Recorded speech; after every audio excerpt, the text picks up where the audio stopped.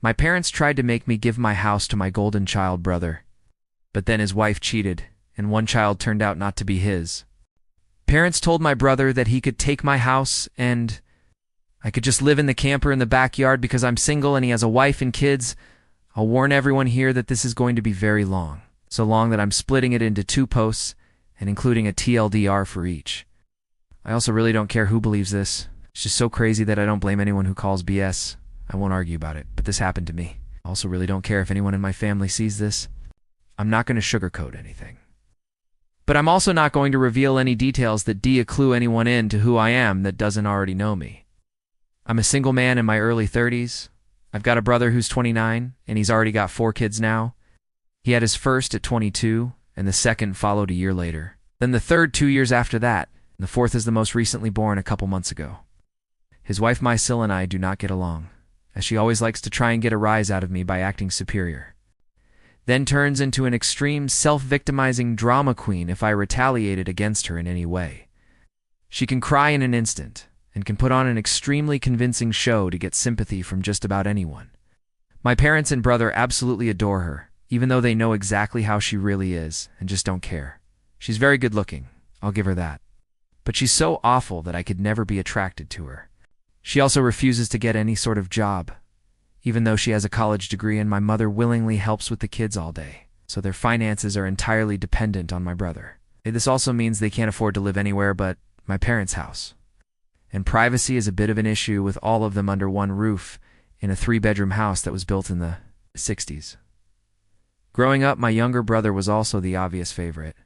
We're 3 years apart in age, but he developed a superiority complex because I was badly punished if I retaliated against his antics in any way back then. It was obvious my parents cared for him a lot more because he got the lion's share of everything unless people called them out on it, which did happen a fair bit by other members of family. Which is why my parents packed us all up and moved us about 150 miles away from them. So they generally would only see us on holidays since it was a 3-hour drive. My brother got physically abusive towards me on a number of occasions, flirted relentlessly with my first girlfriend to the point she broke up with me and laughed at any misfortune I had. And my parents just told me to suck it up whenever I was upset about it. I only got equal treatment when my parents wanted to keep up appearances. I admit it was rather funny to see the looks on their faces whenever they had to treat me equal to my brother on birthdays and Christmas because other people were present. We had relatives that were very nosy and loved gossiping drama. So my parents did their best to hide what was really going on and threatened to take all my stuff away if I didn't keep my mouth shut. If anything, it just made my parents celebrate more when I turned 18 and moved out because it meant they no longer had to provide for me. I wasn't even done with high school yet when I moved out. But couch surfing was far better than living with them. I was low contact ever since leaving home. They didn't even show up for my high school graduation, but I really didn't care. From that point on, I would usually only see my parents and brother on holidays like the rest of the family. Start 2020 pandemic was not kind to me. I lost my job and couldn't renew the lease on the condo because my roommate also lost his job, and neither of us could afford the place on unemployment money. It was a rented 2-bedroom condo that I really loved. As the lease was ending, my roommate left early to move back in with relatives, and I had to sell nearly all of my stuff because I was soon going to be homeless. If I didn't downsize to an extreme, I really shouldn't have rented a place that was so expensive. But I liked living the high life, until that life wasn't kind to me. And I realized I should have been living somewhere far cheaper, so I could have saved more money to fall back on. Well, I had a plan. I own a truck simply for the fact that I've always loved trucks. So I found a $1,000 camper in good shape and put it on my truck just so I could live out of it for a while. It was supposed to be temporary, but I ended up living out of it far longer than I ever thought. I originally was hoping to be able to live out of the camper at my parents' house, where my brother and his family still reside as well. But when I asked my parents to let me stay for a while, they told me they had a full house and didn't want me there.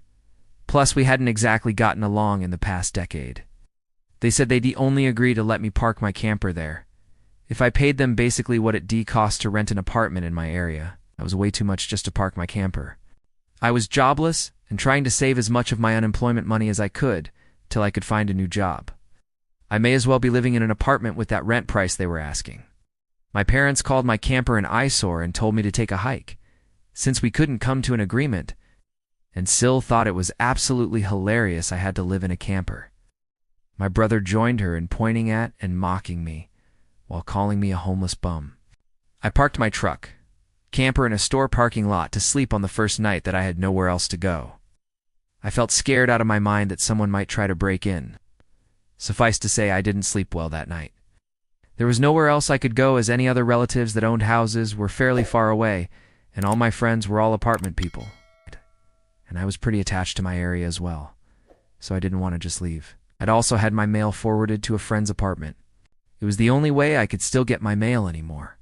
Finding a stable place to park was pretty difficult. I went looking around to try and find a job similar to my old one. It took months of living the nomadic camper life. In that time, I had to deal with a lot. Everything from beggars and drug addicts to people demanding I leave because my camper was an eyesore. At one point, someone who told me to move claimed to be with an HOA.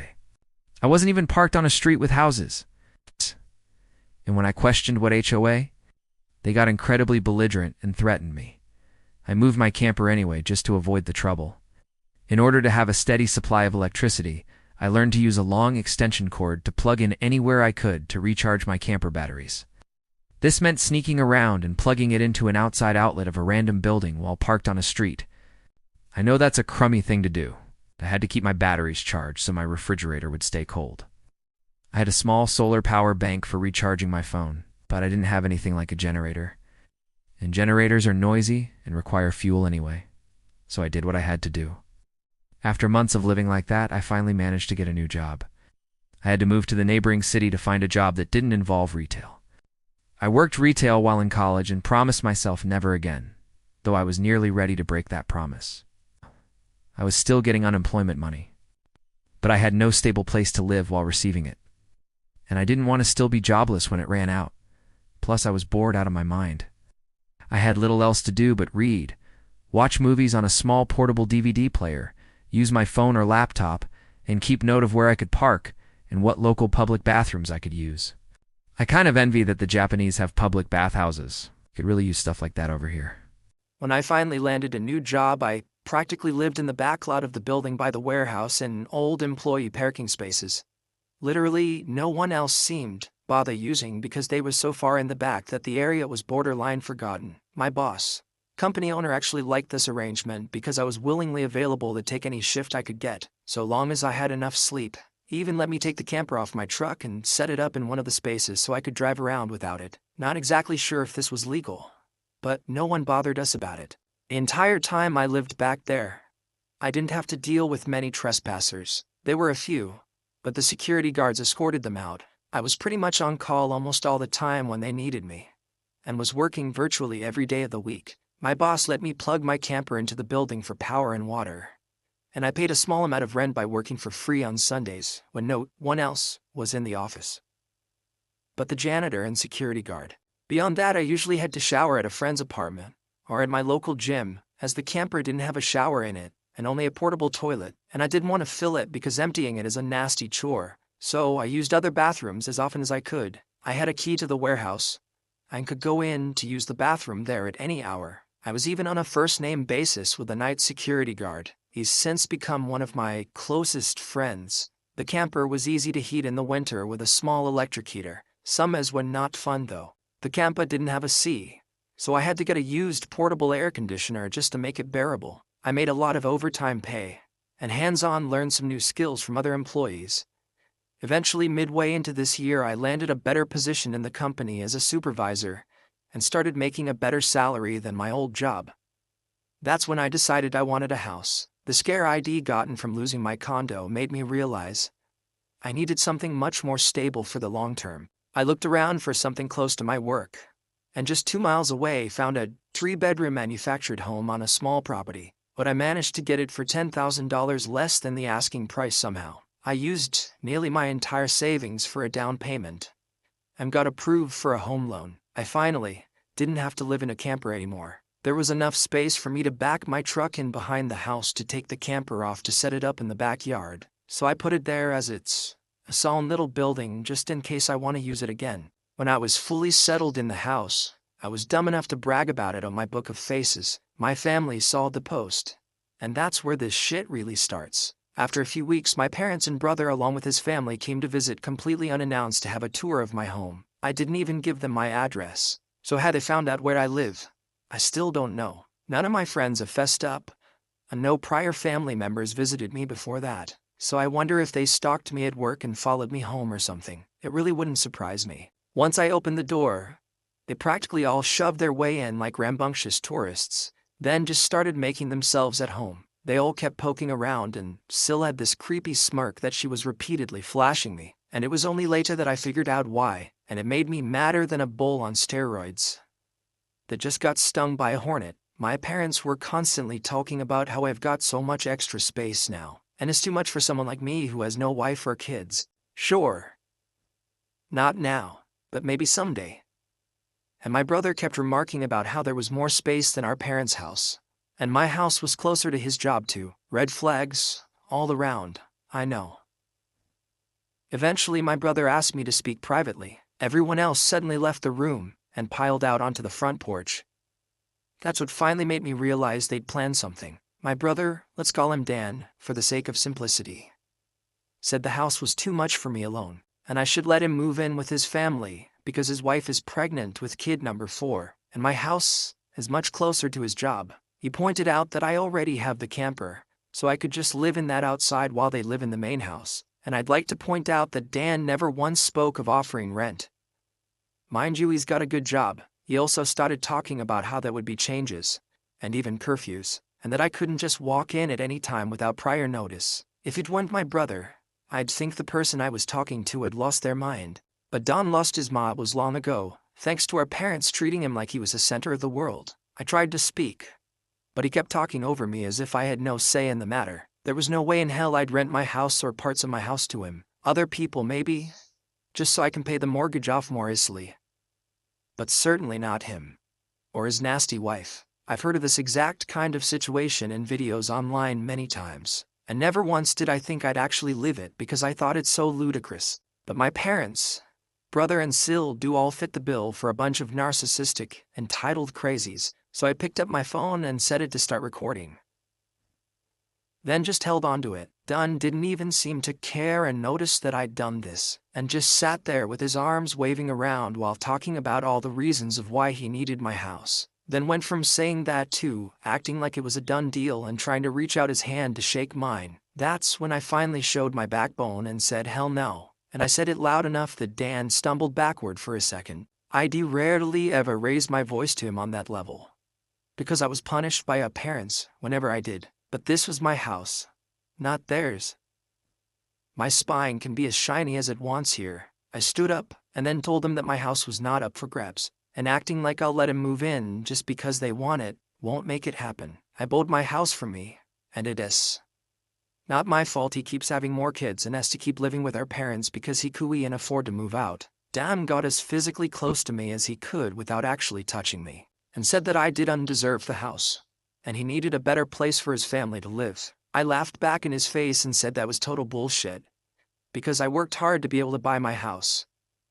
Of course I deserved it. Dan started yelling that I have no wife or kids, and I don't need all the space, so I may as well give it to him. I said I'm not giving him anything, and he never even offered to pay me rent. If I let him move in, I'd still be covering the entire mortgage in my own house, without even being able to live in my own house. Then Don told me that he shouldn't have to pay rent because his family comes first.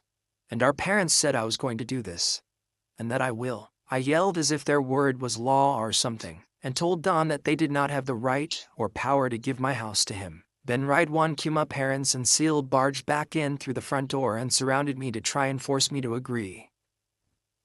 There was a lot of fighting, but to sum it up from this point on, I heard the line "just do it for Dan" way more times than I can remember. In the fight I told them all they don't have a say in my life or my house, and to get out before I called the cops. Syl screamed the loudest at me about how she was pregnant again, and I can't do this to her. I said I did nothing to her. She just assumed she could take from me like I would just allow it. I had no obligation to her or her family. Then I called her a stuck-up bitch who never had any respect for me. So I don't care what she thinks or how many kids she has. I have no sympathy for her. She won't be living in my house. Well, that made her angry enough to attack me. She got in one good hit on my face and tried to do more, But my brother held her back, kicking and screaming. She kept demanding he let her go so she could scratch my eyes out. The phone I was holding recorded pretty much everything, so I held it up and said I was going to call police if they didn't leave right away. My parents told Dan they were leaving. Then my mother said that I had a week to come to my senses. I told her I won't be, and to not come back. Then I told Sil that my phone recorded everything, and if she tries anything, I'll press charges for assault. She screamed at me and then stormed out loudly, crying with her face in her hands. My mother was the last one out the door and said that I better do this for Dan and Sil. I responded by telling her I won't be. Part 2, however, by reading this and my first post, you'll know just how messed up my parents are. As in my life, they were the root of all evil that spoiled my brother into the asshole he is today. And never once have they given me a real reason for why, and I kinda fear there isn't one. Some people can't explain why they make choices like child favoritism, so it's all they can do to try and stand by the child they backed, which is exactly what my parents tried to do, and I've practically destroyed their lives for it. Not in the legal sense, but more an emotional one. After I kicked my parents, brother and Sil out for trying to force me to hand over my new house to my brother, I immediately went to my social media and told the story to the whole family. It spread pretty fast, but you can find it now because it all got deleted some time ago and I put my own profile on private. I posted about it because I knew that the first thing my family would do when they got home is try to twist the event to make me the villain, and I was exactly right. But I had about an hour to get started before them, and I had video evidence to back up my story about what they'd done. No, I don't plan on showing the video here, so don't ask.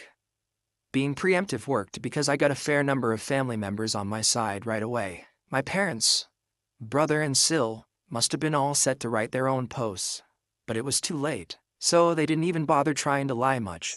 My parents, Dan and Sil, had a few flying monkeys supporting them, but not much else. Plenty of others knew how entitled they already were. So what happened was something they all quickly understood and accepted. There was one person in particular that called me. I don't know who they were, but they ranted at me that I was a horrible brother, and I needed to make way for a real family man. I just ended the call and blocked the number. This didn't repeat. The week went by, and my parents showed up with Dan at my front porch, just like they said they would in their prior ultimatum. They rang my doorbell like crazy and also pounded on the door until I finally answered. I opened it just a crack, and they tried to shove their way in again, but I'd installed a couple of latch chains that prevented it, and even braced my body against the door for good measure. My father and brother demanded I let them in, but I said I was recording everything on camera, and would call the police if they tried to force their way in again. My mother calmed them down, and then in her most sickly sweet tone asked me if I was ready to let my brother move in. I told her, and the rest off and never come back. My mother put on the crocodile tears and asked me why I couldn't just do this for Don, because he is my beloved brother. I laughed and then bluntly said I do not love him as a brother, because he treated me like shit for years, and they only encouraged him to do so. They had terrible parents, and he is a terrible brother. Then told them to leave or I'd be calling police ASAP. They all left, surprisingly, apart from my mother's loud crying and the others giving me dirty looks. One could say making them leave was suspiciously easy. I thought the whole mess was over, but I guess I should have taken them more seriously, because they had other stupid plans. I came home later that week on Friday evening to find a moving truck, and my brother's minivan parked in my driveway. It was Dan and his family there, moving stuff in. He just waved to me with a shit-eating grin when I saw him. I was furious and told him and the rest of his family to stop. But Sil smugly said to me that, like it or not, they were moving in. And then in the most fake way, while tilting her head and puckering her lips, she said that it was okay, because my mommy allowed it, and I should always listen to what my mommy tells me. I seethed with rage, just hearing those words and looking at her smug face. So locked myself in my truck to call the cops right away. When they realized what I was doing, Sil started pounding on my window and yelling at me to stop, and that I can't do this to her, because she and Dan need the house, and secret. Why can't you just do this for Don? I responded with, Dan, it's my house, not his. Then she threatened to key the side of my truck unless I stopped calling the police. All of which, the 911 operator heard thanks to the window being slightly open. I told Sil, if she damaged my truck, I'd sue her. And she was smart enough to retreat. When the police arrived, Don and Sil, along with their kids, had locked themselves in my house. I told cops what had happened, as well as showing them my new driver's license that had my current address on it. Then, when we went to my front door, I saw that they'd changed the lock, and the old lock was laying on the porch, with the center of it drilled out, and the drill they used was laying right next to it, with a complete Harbor Freight drill bit set. Could they have been any more stupid leaving evidence out like that? I pointed out the broken lock and drill, then gave the police a rundown on all the events that happened prior. Well, I guess Dan called their parents over at some point after I arrived home, because they showed up while I was talking to the cops. My parents immediately lied and started saying that I'd agreed to rent my house to my brother and his family. I said that was an easily provable lie one way or another. So Don and Scylla finally came out of my house with some papers in hand. They both looked super smug, like they'd somehow outsmarted me. They'd actually drawn up and printed out a fake rental agreement, but my signature was not on it. There was one, but it looked nothing like my handwriting. I don't think any of them have ever actually seen my signature. So that was incredibly stupid on their part. I told my parents and Don that was stupidly blatant fraud, and if the cops investigated, they'd easily figure that out. And I don't think going to jail and court would do them any good. It could even make Dan lose his job, which is his only means of providing for his family. I also said I would get a lawyer and sue for damages if anything of mine was lost, stolen or broken, and I'd call CPS too for good measure. Dan went white and looked really scared when I said all that, but my mother got between us and doubled down about how I should just do this for Dan and live in the damn camper, so they can finally have a family home to themselves. I yelled at her that if she thought it was such a good idea, she could do it for Don herself and let Don have her house to himself instead. The cops separated my mother from me and I said I wanted them all out right now, or I'll press charges. I stated in a shout about how they drilled out my front door lock to break in. The lease papers were obvious fakes. They badly forged my signature, and I have recorded video of Syl attacking me. Those are felonies I could for their lives with if I wanted, and if they didn't leave, that's exactly what I'd do. The only reason I hadn't already was for the sake of Dan's kids, so they have one chance to get the out. The moment my parents heard that, I think it finally clicked that they could not force me to do it for Dan. My mother surrendered and said she'd put an end to this. Then she went over to Syl and spoke with her quietly for a minute, while my father spoke to Dan. Syl instantly started loudly crying and ripping up the fake rental papers into tiny bits and tossing them like confetti, only to have an officer tell them to pick up the bits of paper or he'd cite them for littering. Both of the cops at this point had the IED, "You want to get paid enough for this" looks on their faces. Dan had to start telling his kids to load their stuff back into the moving truck. The kids were all crying, and the eldest was sobbing that he won't get his own room now. Sil and Dan gathered their kids up to try and make one last pathetic attempt to guilt me with the sad family routine, where they all gather together in a sort of group hug while all facing one direction. I swear, I think they'd practiced it beforehand. All of the kids had the same pleading look with quivering mouths. Sil kept rubbing her pregnant belly and tilting her head to look like a sad puppy, and my brother just made the saddest face he possibly could and said, "Please, do I not do this? We need to be able to live here." But I didn't falter and told them to keep packing. All the kids and Syl turned to crying up to 11, and Dan yelled at me, "Are you satisfied with yourself? You've denied us a home because you're too selfish to share and help out family." I ended up laughing like a maniac and retorting that what he was trying to do was taking, not sharing, and no amount of crying will make me let his family move in, because he is no brother of mine anymore. He asked just an entitled prick who thinks he can take whatever he wants from me like when we were kids. Don started F-bombing me until the cops told him to cool it, or he'd be in cuffs regardless if I wanted to press charges. He sucked in his lips and looked a mix of afraid and supremely pissed off. I asked the cops if they could stick around until my parents, brother and Syl, had all left, and they said they had no intention of going anywhere until this had been resolved. In fact, in the next few minutes the cops became 4 as more drove in for whatever reason. That gave my parents some extra incentive to get moving. I made Don give me the keys to the new lock he'd put on my front door, though I got another lock the next day anyway because I didn't know if he had copies of the keys or not. He was really reluctant to hand them over. Then, instead of handing them to me, he actually threw them down the street and into a storm drain, while saying to go get them myself, but one of the cops scolded him for that and made him go get them. He had to pull the grate off, just to get at them, and he got pretty dirty in the process. When he got the keys back, he just grumbled, then slammed them down into my hand. I then told them all to leave and never come back. My mother said I'd be disowned for this, as if that was some kind of threat to me, and I voiced that to them. Then, in an overly sarcastically, I said something along the lines of, "Oh no, that means I won't get to come to any holidays with you guys. Or I always get treated like shit by you all anyway, because Don has always been your obvious favorite. You treated me so badly when I was growing up that if Don ever needs an organ donor, I wouldn't give him anything. So do like you always told me to do when I was mistreated by all of you. And suck it up." My parents were floored after I said all of that, and the quartet of cops were looking pretty judgmental at them as well. I tell you, if you want to put nasty parents like mine on the spot, confront them in front of cops, because they'll likely not try anything really stupid then. My mother just started crying and walking away. My father just stood there looking like he wanted to hit me, and Dan just held his kids in defeat.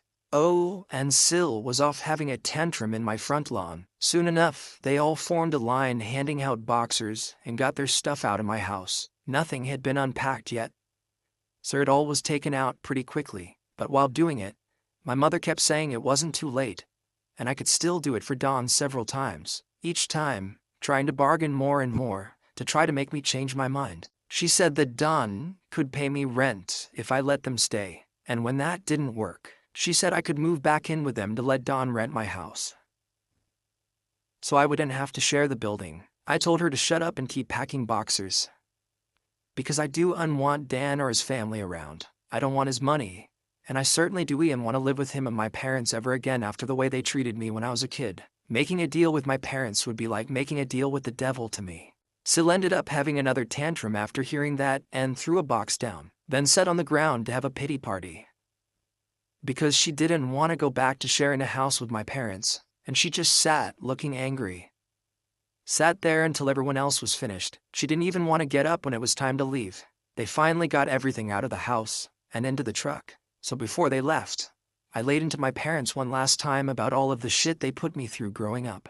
And with 4 cops being right there, they couldn't do much other than stand there and take it for once. I called them out on so many things that happened, and even pointed out how they couldn't just do something nice for me, like letting me stay over with my camper when I was homeless and trying to get back on my feet. How they let Don and Sil ridicule me and call me a bum. Well, who's the bum now? They wanted to kick me out of my own house, so Dan could stay in it, free of charge. Yet when I needed a place to go, they wanted to gouge me for more than I could afford just to park my camper when they knew I was out of the job. There were more extremely judgmental stares from the cops when I said all of that, so I put my parents on the spot one more time and asked them what I ever did other than being born to deserve being treated so badly. Because when I finally have a bit of success in life, they want to snatch it away from me for their favorite child. Since rather I give everything to Dan and have nothing for myself. I bought my house using the money that I earned. I owed them nothing, and I won't be asking anything from them ever again, because clearly I will never be anything more than a doormat or a cash cow in their eyes. I got no answers from them. They just stood there looking like fish out of water. So I continued ranting and asked them what in God's name made them think they was such good parents after all of that. My father was bead red, but more from embarrassment than anger this time, and my mother was crying that she was a horrible person. I bluntly agreed that she is a horrible person. They all are, and I bet they'll go to hell for it too.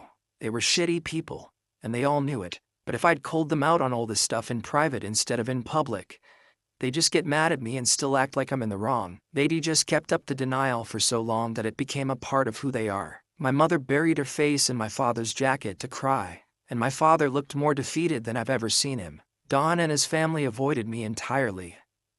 As they finished putting everything back in the moving truck, I made sure nothing of mine was stolen. Not that I'd had a chance to get much furniture yet. I was lucky to even have a couch at that time.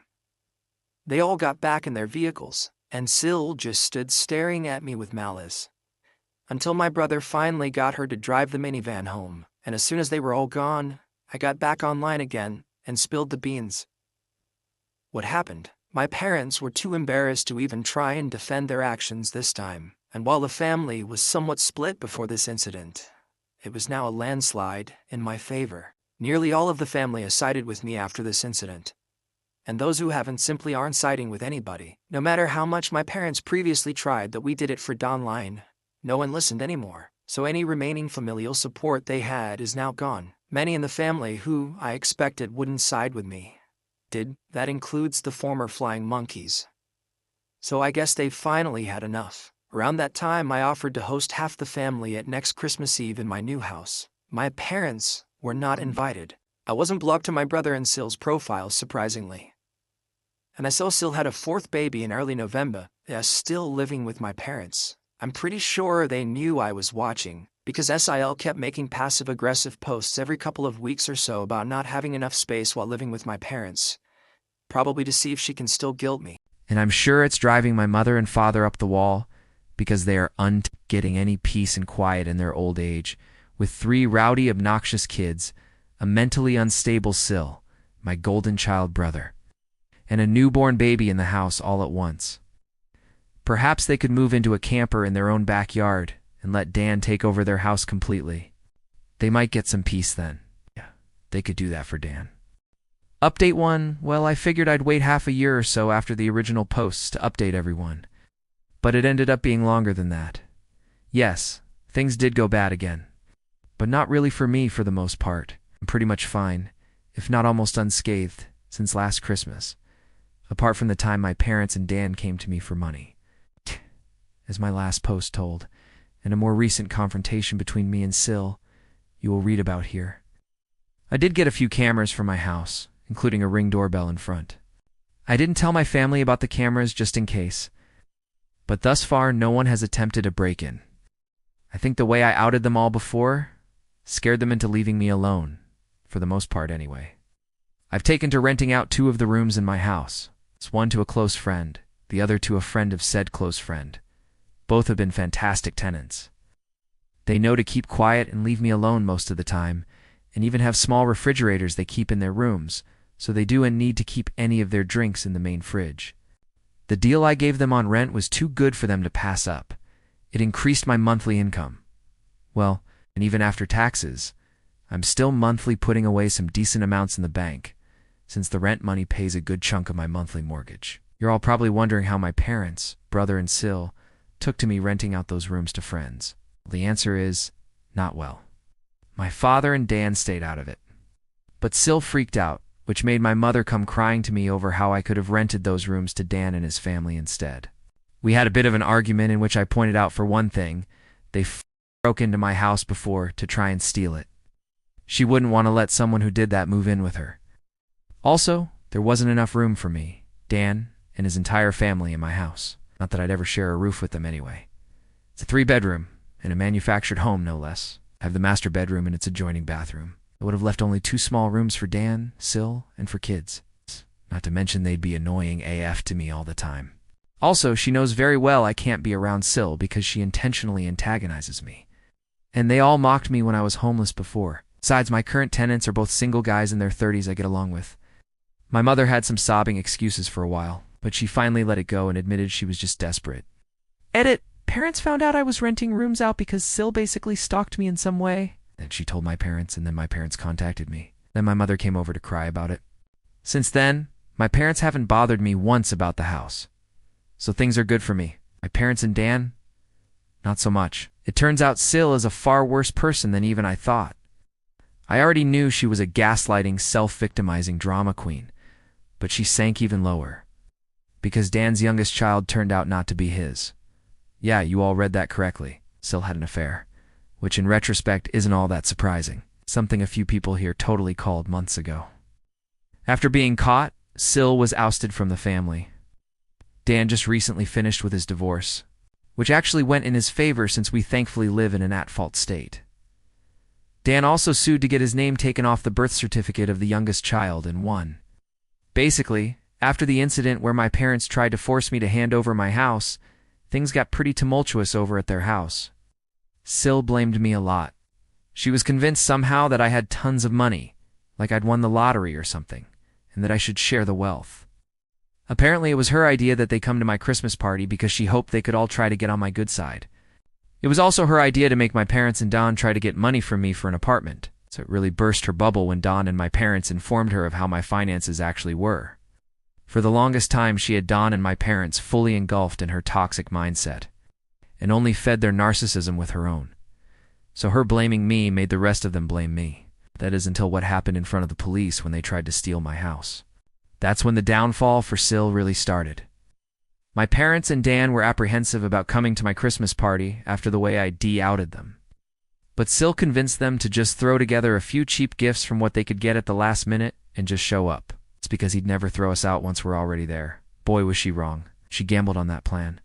And I, with the complete blessings of everyone I'd invited, threw her and the rest of them out. Her plan, she no doubt thought, was the most clever thing ever. Backfired in her face spectacularly. I guess being chewed out by family at my party not only wrecked my parents' reputation even more, it actually started a wake-up call for them to eventually not listen to Sil anymore. And as I said in my last post, my parents decided on going back to church, perhaps because last year I'd said they'd probably go to hell for their actions. I can't say that's the real reason. You gotta admit, it would feel kinda satisfying if that was the case. Though my parents hadn't been to church in 2 decades before going back, while I don't think it's a bad idea that they're going to church, they need to understand that going doesn't just give them a do-over for all the shit they've even done in the past. I have a little faith they're at least trying, because my parents came to my house without Dan to personally apologize to me after they'd de-seen an animated video of my first 3 posts. That's right, they've known about this Reddit account for a long time now. They also know everything I'm saying. Yes, they're unhappy about it. But I feel everyone here deserves an update since it's anonymous. For my parents and Dan, though, watching an animated video of themselves and their own actions was a great way to make them see what kind of people they really are. And they came over to apologize to me later. I'd never seen my father apologize like that to anyone, and the man isn't a good actor. So this felt genuine. They fully acknowledged what they did to me, and how there's no excuse for any of it. They even described themselves as narcissists, and admitted the truth that they had wronged me very badly. Then they went on to blame Sil for a lot of things. Yeah, they kind of threw her under the bus, but it's not like she wasn't guilty of everything they said. My parents have been getting counseling for a while now too, and did offer group family counseling. But I declined, as I'm not ready for that anytime soon. Don himself didn't apologize to me for some time, but he looked extremely remorseful any time the past was brought up. Meanwhile, Don and Sil's marriage absolutely fell apart. It wasn't a crumble, it was a cascade. Without me as the scapegoat, black sheep, a TM that they couldn't mock or try to get money from anymore and after the public. Humiliation of social media, my Reddit posts, and the animated online video Sil finally let out enough of her toxic on Don and my parents for them to realize she's not the person they thought she was. Their denial had been strong, but Sil's entitlement was stronger.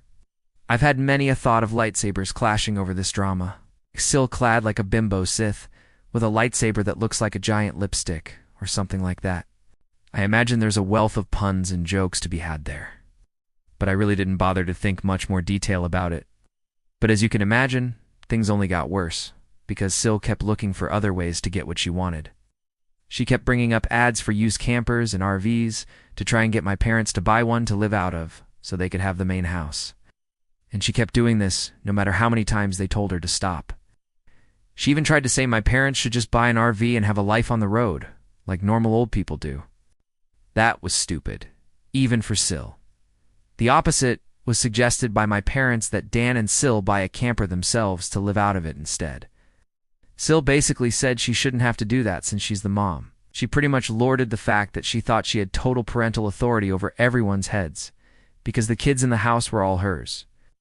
And when Sil didn't get her way, she actually took her baby and left the house to disappear for several days. They knew she was fine because her phone was still working, and she was responding texts with short but passive-aggressive answers. And when she came back, she was only more embittered because nobody caved to her demands while she was away. Sil also refused to go to church, but Dan went with our parents and took his kids along as well, save for the youngest, since Sil refused to let him take the baby anywhere. Personally, I don't go to church. I believe in God and all that stuff. I just don't like church. Besides, it never did me any good growing up. Update 2. Just so everyone understands, a lot of this information came from Dan and my parents, so I'm just telling what I know. Shit really hit the fan when Dan suddenly called out his wife as a cheater march. This shocked us all. because we thought he was a complete pushover to her. But no, he's not. At least not anymore. You all know how he treated me when I was on his bad side. Well, his wife wasn't spared that ire at all. He started putting pieces together about her deceit, after finally pulling his head out of his ass, and secretly got DNA tests for all his kids. 3 of the kids are his, but the youngest one, the baby, was not. For the record, Dan and I both have pretty dark, straight hair that's almost black, same with our parents. Syl's hair is straight and pretty dark too, but the baby's hair is lighter and a bit curly. At first, Don just thought it was because of the baby's age, so kept playing it off and said that it would darken in time. But the baby's hair never got darker. I guess that was Dan's biggest clue. Confronted his wife with the DNA results in front of our parents. She broke down, sobbing that it was a mistake. Syl pulled out all the Darvo stops of denying, trickle-truthing, and gaslighting. But Dan had none of it, and actually had done more to find out about her affair than I would have ever thought. I knew he was smart. He just let himself be dumb.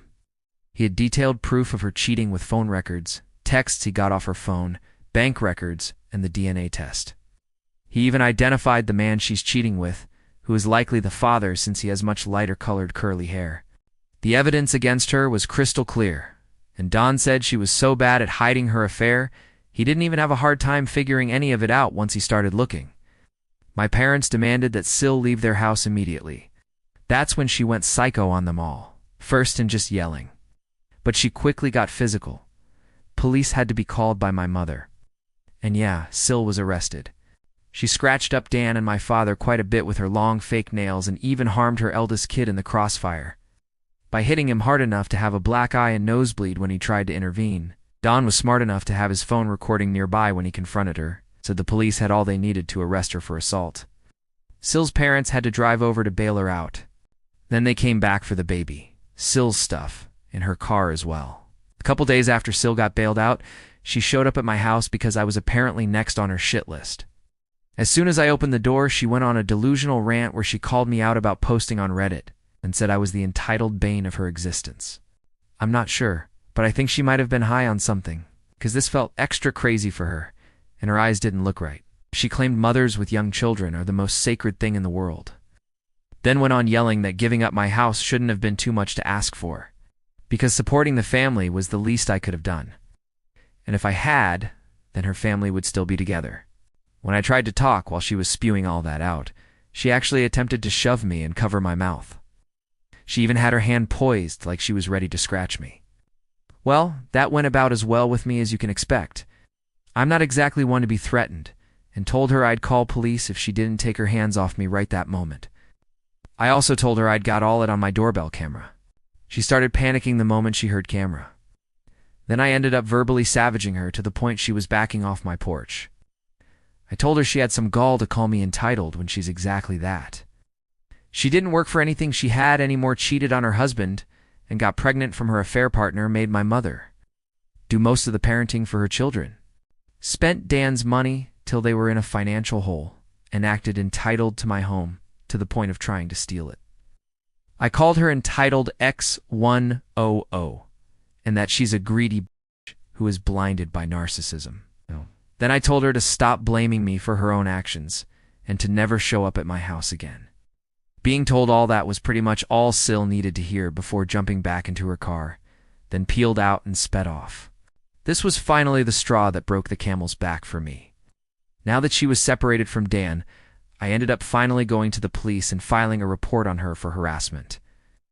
And the assault she'd done on me last year and her putting her hands on me at my front porch only added to it. The police have it all on record now. I gave copies of the video to Dan for his divorce lawyer. And yes, I did file for a restraining order against Syl.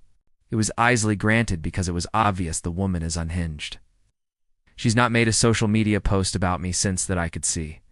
But that's just because she put her profile on private. I hope her blame ship against me has long since sailed. Either way, she's left me alone. Sil was still with her affair partner during the divorce. But at the time, I had no real idea of what kind of man he is. But any person who monkeys with someone else's spouse, and even has a child with them, really doesn't have a lot of morals to begin with. Once the divorce was underway, Syl admitted that Don just wasn't man enough for her anymore, because he couldn't afford to give her the lifestyle she wanted. She actually believed herself to be on the level of a trophy wife, and that she deserves to be with someone wealthy. Don said he pulled a me and maniacally laughed at her. He said she was nowhere near hot enough to be a trophy wife, along with mentioning any other faults she had. Sil ended up humiliated by this, and ran off like a child. Due to having to live with her parents, Sil was forced to work in their family business, because Don wasn't giving her access to his bank accounts anymore.